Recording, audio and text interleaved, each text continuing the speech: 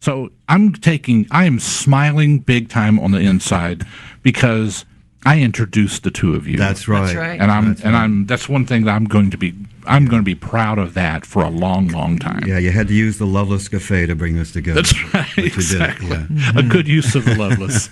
But I thought, man, of all the people that need to get to know each other, here's two guys. This would make total sense. And we're talking about doing things with Chuck as well in the future. Wonderful. Yeah. Oh, that's great. And you know, Tommy Coombs lives in Nashville too. Well, you know what? I've never met Tommy. We need to. Yeah. I would love to have Good man. Have him on. He and Chuck are 2/5 of Love Song.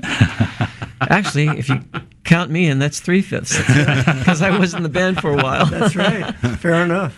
Would it ever happen that we could get some live music in here some morning? Sure. I mean, I'm limited in my abilities, but I'll sing. No, I mean as far as live playing, you know. Yeah, if you could turn the heat on. Yeah, Yes. I got my shoes. I'm sitting on my feet. It's a little thermostat on the wall, Phil. You're welcome to go in there and just now he slide it tells up. us. Now he tells us. Well, Ken, I you're can't get out smart. of You that walked in with a chair. jacket. You're both wearing jackets. I don't want to hear this. Come on. We've been here before. You know. You're welcome to the refrigerator. That's the way we look at it. It is summertime outside. Chuck, are you cold? No, I'm fine. See, Chuck's fine. Yeah. All Well, right. but you can't go by that. That's right. I've always been kind of numb. So And it's going to, with a little help from my friends' benefit, occurring from 7 until 9 at the school's concert hall. Phil Keaggy, Ken Mansfield, a group called the Wanna Beatles, and Winona. We're hearing Winona's going to be a part of this Right. as well. Right. And admission is $20 per person. You can call the school at 255-8355. It's not a big performance hall, right? I think it's about 200 people or something. It's going to be a very intimate type thing. You need to get your tickets early. Yes. Okay, Ken, Yes. 42 years ago. Yes. You were, 13 years old, executive at Capitol Records, when Sgt. Pepper's was released. Right. What do you remember about that? Because this is an album. I mean, you talk about an album that changed music. Sgt. Pepper, we had the record, we had the band, but when Sgt. Pepper came out, I think almost all of us stood back and said, this is beyond, we can't make any claim. This is just so, I can remember us sitting around hearing that thing for the first time, the executives at Capitol, and just blew our minds. It was just beyond anything. And I think it changed everything. Good. I do. I really think that was a mile marker, you know. Absolutely. Now, out of that also came the Paul is Dead thing. Yeah, which I was very involved I was in. going to say, you've got a little bit to say about that as well. Well, yeah, because what they did for me is when that thing started, I was the only contact in America at the time for the Beatles. And when they did that, they didn't tell me what the deal was. They didn't tell me if it was a promotion thing or whether it was real or whether it was a hoax or nothing. And so they just shut down. It got so much, at the offices in London, there was so many phone calls and so many people. They shut down their phones and just locked the doors, but they didn't tell me anything. Was it a setup? Was it something that they did? I've never really found out. But in all honesty, because I've asked everybody, and for some reason, nobody's, copping to what it was. But I just think it's something that got started innocently, and the Beatles saw it going, and they thought, play along with it. Let it roll. Just let it roll, And so the more you look, the more you see, well, he's barefoot in this picture, and he's wearing a black flower in this picture. I know, and and the big one was where they, to the tape that John said, I buried Paul. Which he did. Actually, it's cranberry sauce. Cranberry sauce. That's what he's saying, isn't it? Well, no, what he was saying on that thing was he was too loud in the mix when they were recording, and he said, which is a common phrase, I'm burying Paul. I need more Paul in my headsets, and so turned me down and turned Paul up. No, that's what I was told. I thought I heard George Martin say that he was saying cranberry sauce. Oh, okay. Well, there you go. There's another story. Yeah. Okay. Wow. Yeah. So you weren't. So were you getting lots of phone calls? Oh gosh, it shut down my office. No, it really did. It just shut down the phones at Capitol. And sold a lot of records. Yeah, so what I did was I had a bunch of things that Paul had signed to me before he was dead and during he was dead and after he was dead. And I sent him off to a criminologist in Chicago who was a very famous handwriting guy, and he sent back and said, yes, these are all the same person. And so, you went public with that? Yeah, I just gave it to all the phone people and the secretaries and stuff, and then I shut off my phone and locked my door and let them handle it. Still have the signatures? Huh? Yeah. You still have them? Yeah. Dude. I mean, if that was a setup, what a brilliant setup.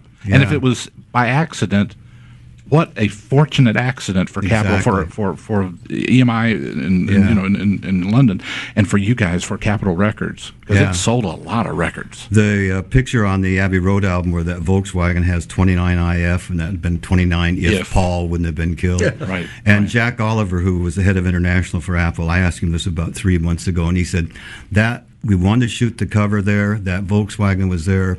We couldn't find the owner. We kept trying. We got everything cleared off. We just finally gave up, and we shot the picture with that Volkswagen there. So that's where that bit was, So. Wow. Were you there for any of that, for the shoot of the, No. They did all that without Oh you. yeah. That is amazing. Any other story you can tell us? Phil, you got any questions for Ken? Yeah. It's like every time I'm around him, I want to ask him questions. Connie had a great deal to do with you coming to know the Lord Jesus. Oh, absolutely. She brought me to the Lord. I came to Nashville. My life was a mess. I was a stoner. I had a guru.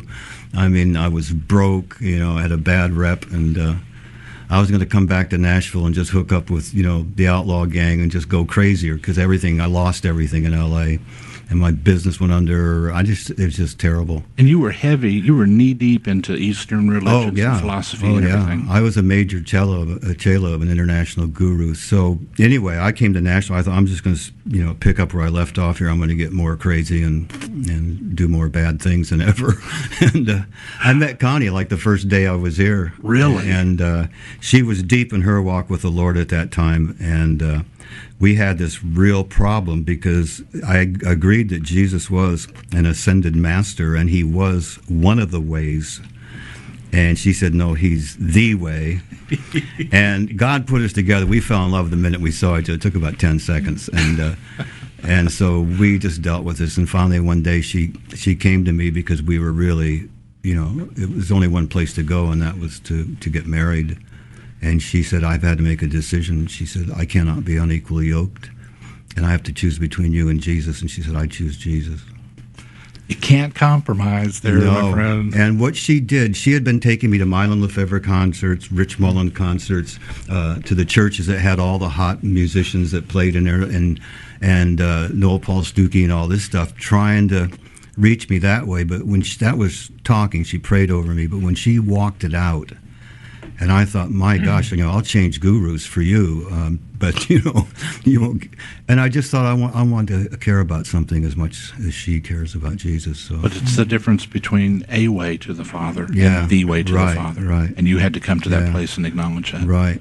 So the outcome of that is now I have a ministry and I'm reaching thousands of people like Phil and Chuck are all the time.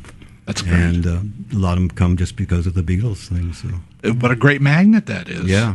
It's incredible. Yeah. So this is third book for you? This is the third book. The first book, The Beatles, The Bible, and Bodega Bay. It's not in print anymore, is it? It's no, but you can get it. It's you can get it on Amazon still. Okay. Yeah. Great book. In fact, when somebody gave it to me, it was I was reading wonderful stories that I wanted to know more about. Yeah. But every other chapter was like a psalm. You had written like a psalm. And just your musings of just you walking and talking with God. That's a great book. Oh, it's an Fantastic incredible book. Yeah. So that's half Beatles and half spiritual journey. Then the white book is really a secular book by a Christian publisher and a Christian writer, and it talks about that whole. It's Beatles stories, but other people I worked with in that whole era with the Roy Orbisons and all the people from that time. So that's a book about the Beatles and the era that they were in. And then Between Wyomings. Yes, the current book. It kind of goes back to the original format, to where I'm telling show business stories. I'm doing a travel log, but then it's late at night and I'm having these conversations with God again. So it's, Folks, we're going to take a break. Ken Mansfield, Phil Keaggy, Chuck Girard in the studio with us. We're going to play a song